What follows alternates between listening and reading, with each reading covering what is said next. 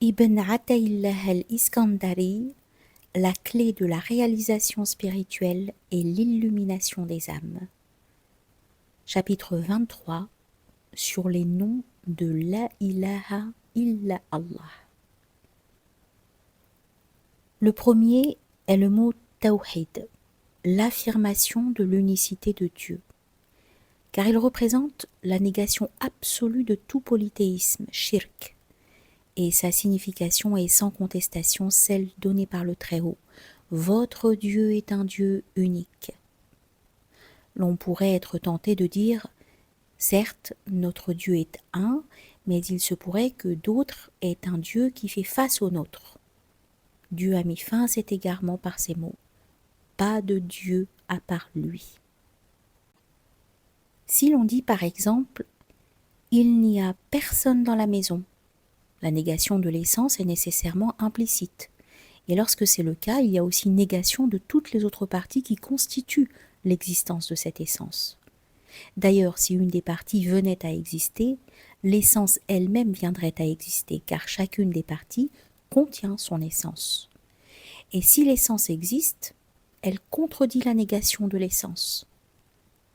Il n'y a personne dans la maison permet donc une négation générale et évidente. Si on ajoute « sauf Zaïd », l'idée exprimée est donc une idée d'unité totale et absolue. Le mot « tawhid » est porteur de deux fruits. Le premier est que la substance de l'homme fut créée à l'origine noble et honorable. Dieu le Très-Haut a dit « Certes, nous avons honoré les fils d'Adam ». Puisque le prototype originel détenait cette noblesse, la purification de l'homme se fait en accord avec son prototype, alors que son avilissement se fait en opposition avec celui-ci. Nous voyons alors que l'homme, lorsqu'il donne des partenaires à Dieu, devient impur. C'est ce qu'expliquent ces mots. Les associateurs ne sont qu'impureté. L'impureté est une opposition au prototype et étant de ceux qui affirment l'unité de Dieu, le serviteur a dû avoir connu la pureté à son origine afin de se conformer par la suite à celui-ci. En effet, celui qui exprime l'unité de Dieu fait partie de son élite. Les bonnes femmes aux bons hommes et les bons hommes aux bonnes femmes, etc. Le second nom est le mot ikhlas, la sincérité. On la nomme ainsi car son principe implique l'action du cœur, qui est celle de connaître par le cœur l'unicité de Dieu le Très-Haut. Il est inconcevable que cette gnose par le cœur n'ait d'autre intérêt que celui d'obéir, d'aimer et d'adorer Dieu. Cette gnose doit donc être recherchée pour Dieu et pour aucune autre raison, contrairement parfois aux actes d'adoration extérieurs. Ceux-ci peuvent être accomplis à la gloire de Dieu le Très-Haut, tout comme elles peuvent l'être pour d'autres intérêts mondains, tels que l'hypocrisie, l'orgueil ou la recommandation. Voilà pourquoi on désigne La ilaha illa Allah par le mot ikhlas.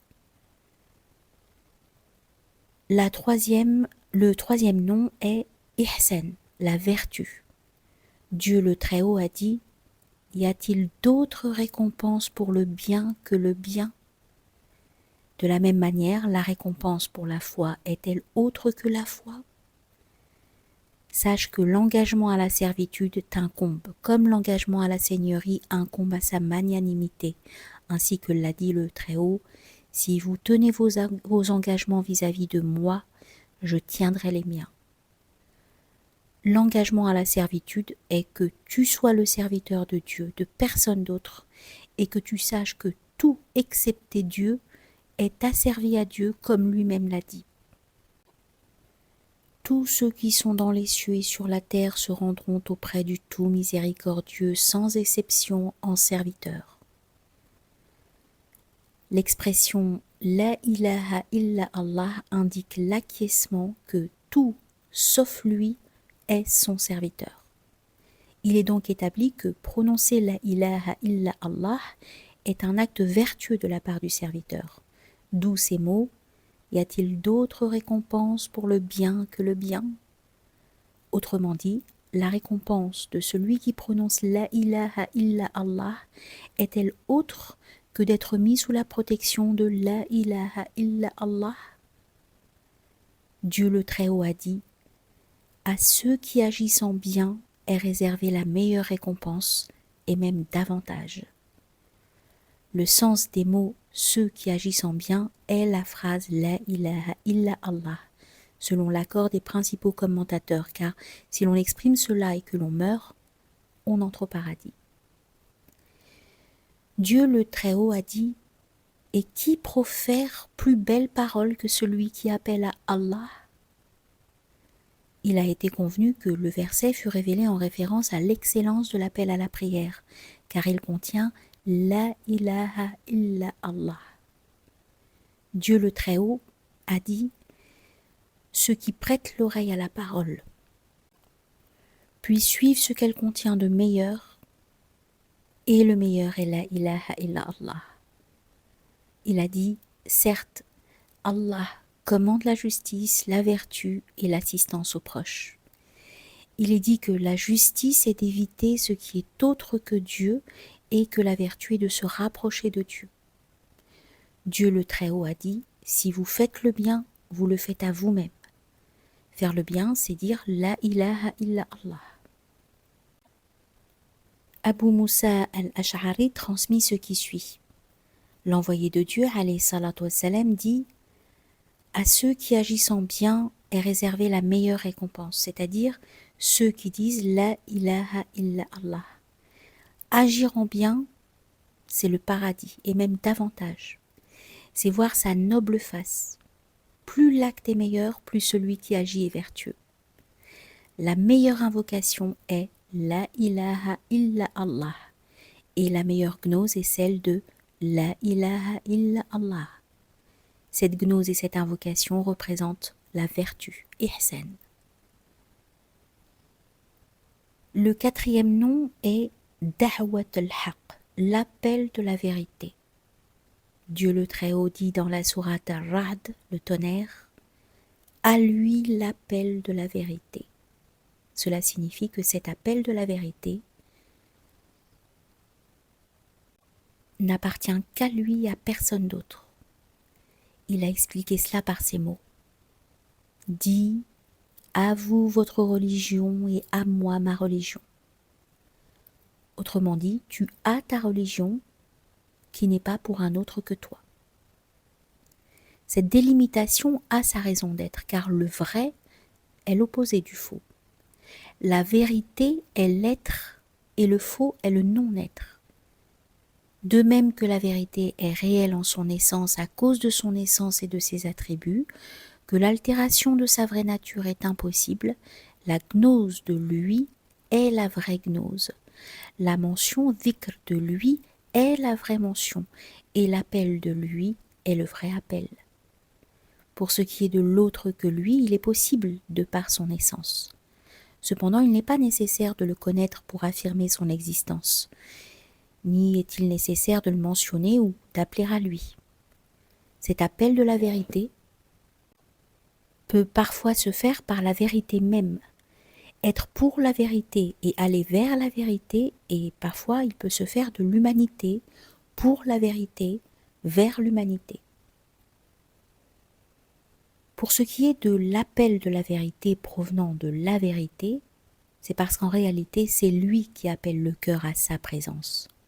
Si ce n'était pas de lui que provient son appel à cette présence, ainsi que sa garantie du succès par cette union, alors par le biais de qui l'intelligence humaine pourrait-elle s'unir à la majesté de la présence de Dieu le Très-Haut?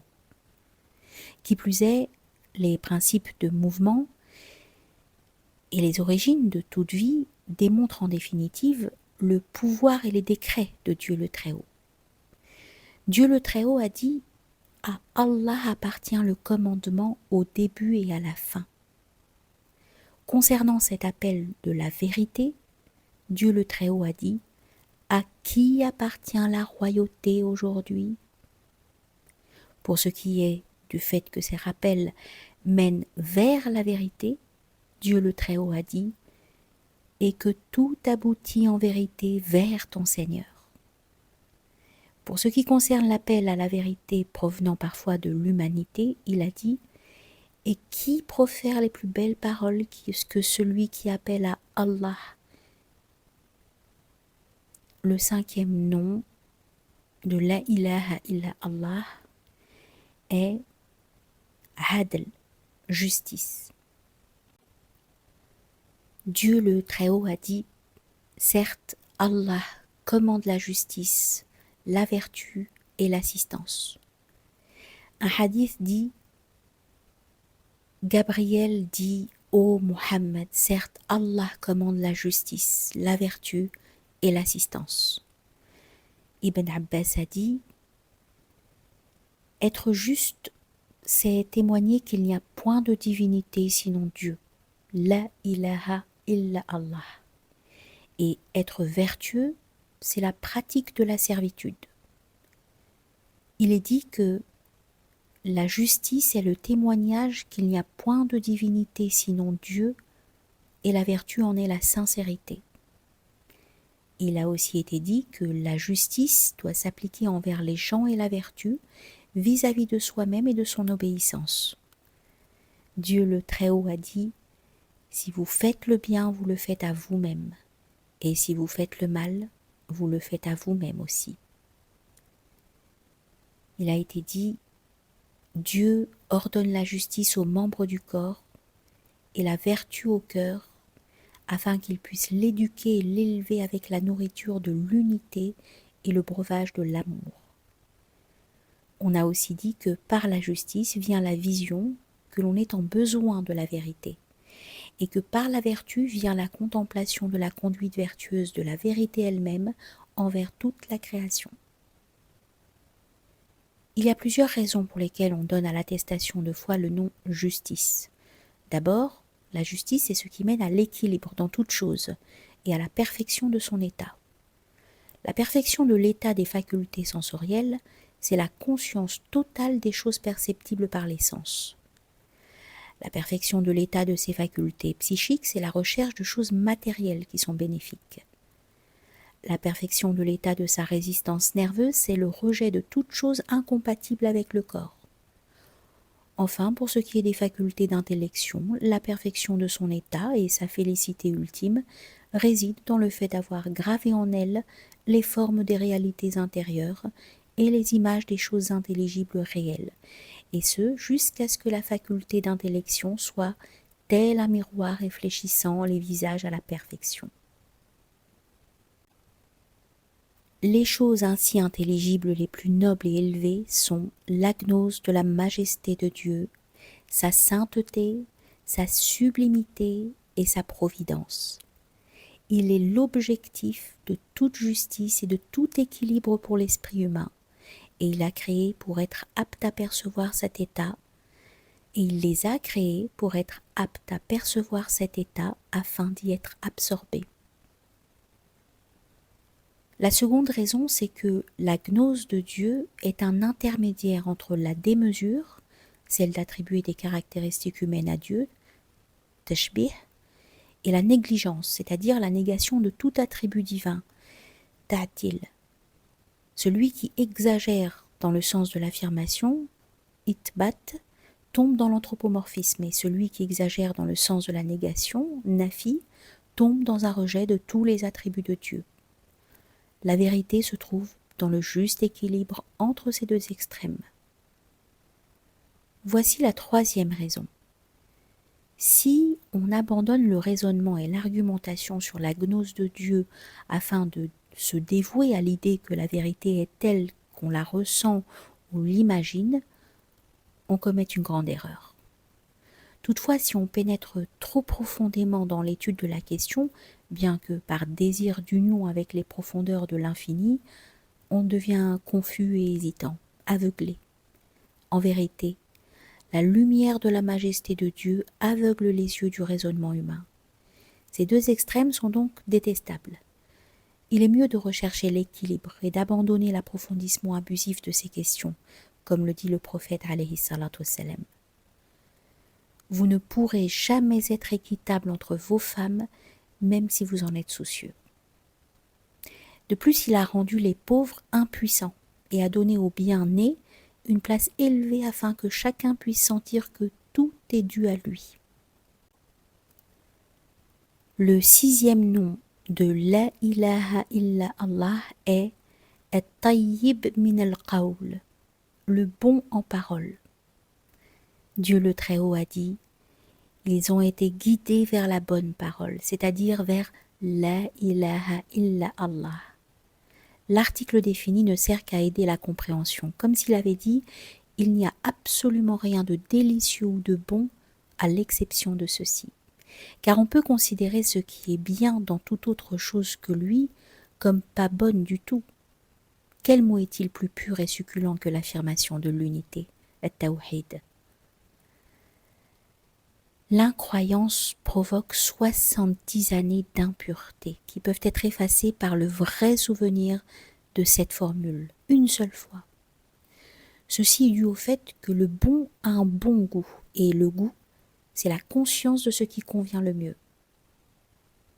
Ce qui convient le mieux pour les facultés des sens se trouve dans ce que se perçoit par les sens.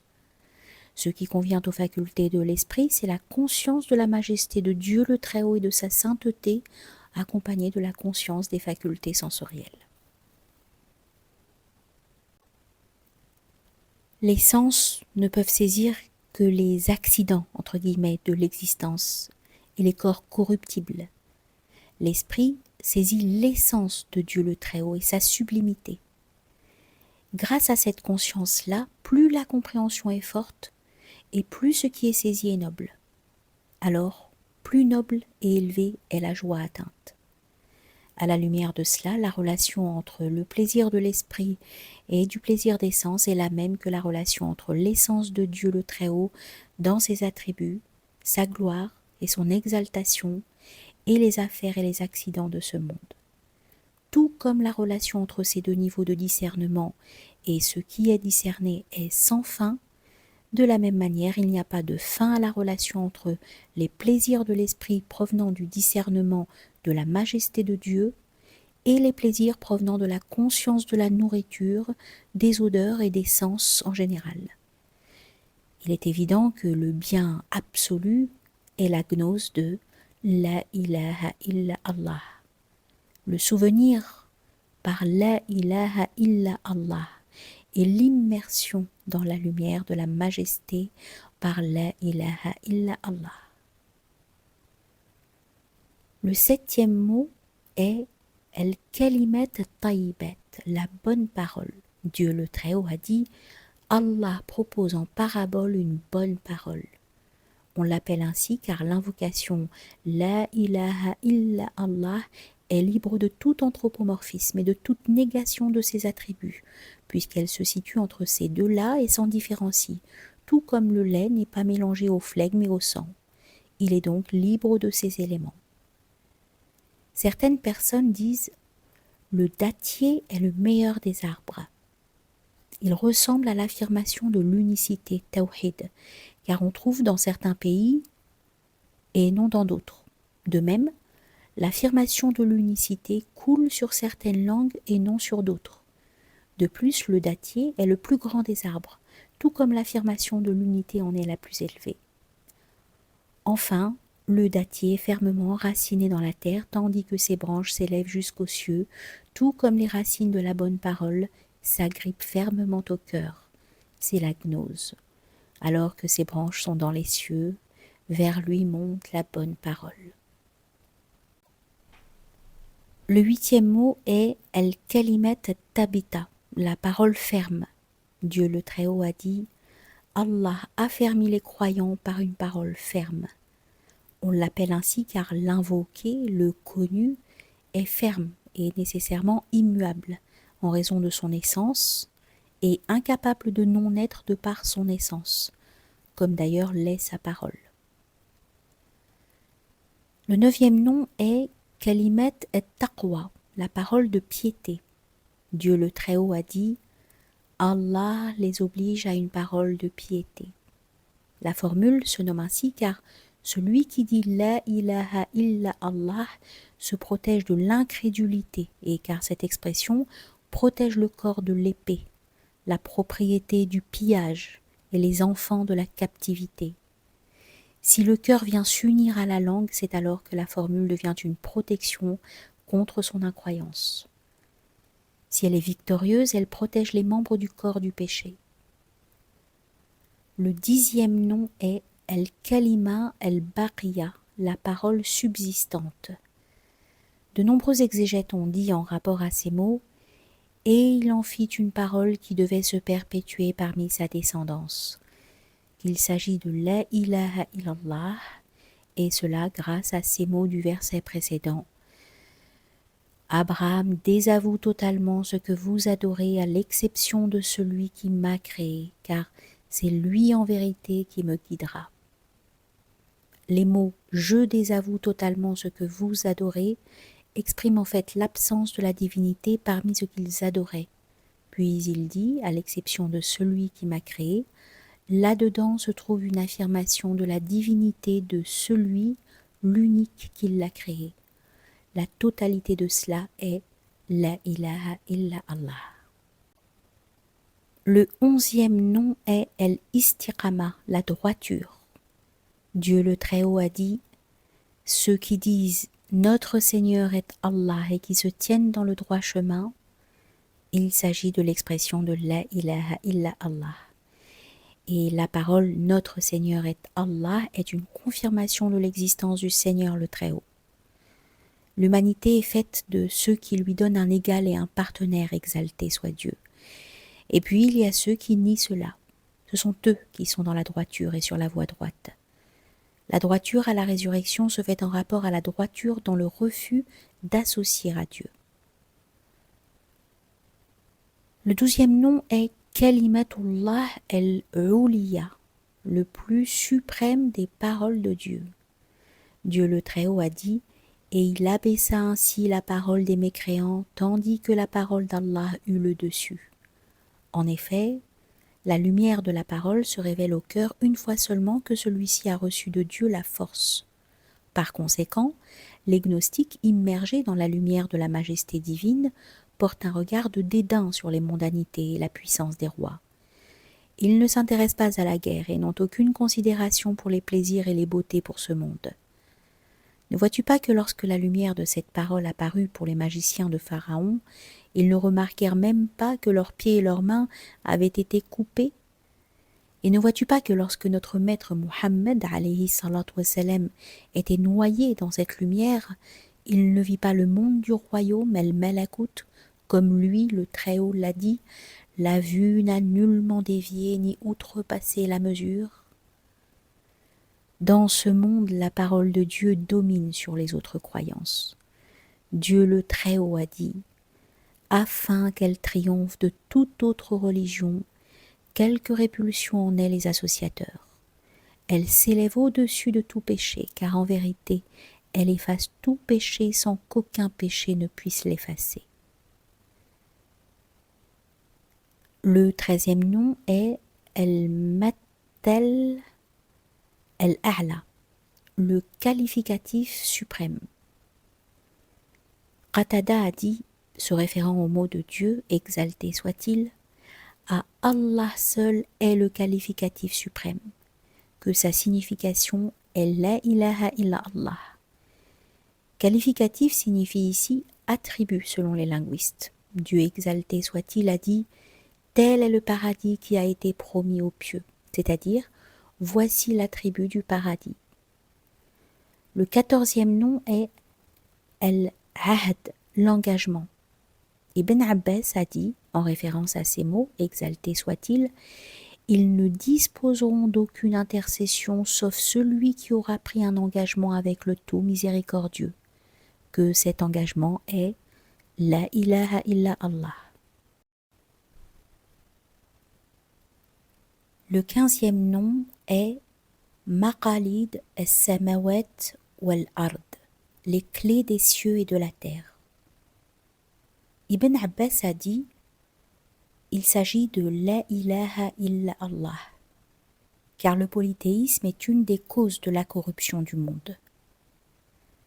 Dieu le Très-Haut a dit, peu s'en faut que les cieux ne s'entr'ouvrent, que la terre ne se fende et que les montagnes ne s'écroulent du fait qu'ils attribuent un enfant au tout miséricordieux.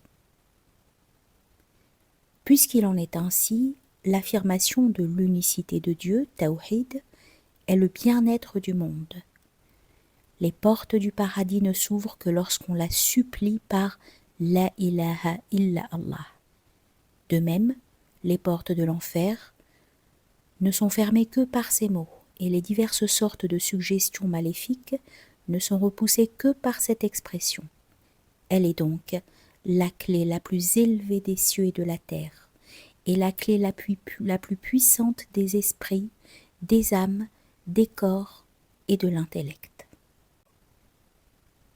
Le 16e nom est Al-Haqq, la vérité, car Dieu le Très-Haut a dit « Et ceux qu'ils invoquent en dehors de lui n'ont aucun pouvoir d'intercession, à l'exception de ceux qui auront témoigné de la vérité en pleine connaissance de cause. » Il s'agit de La ilaha illa Allah. Le 17e nom est Al-Urwa al-Wuthqa, la prise solide.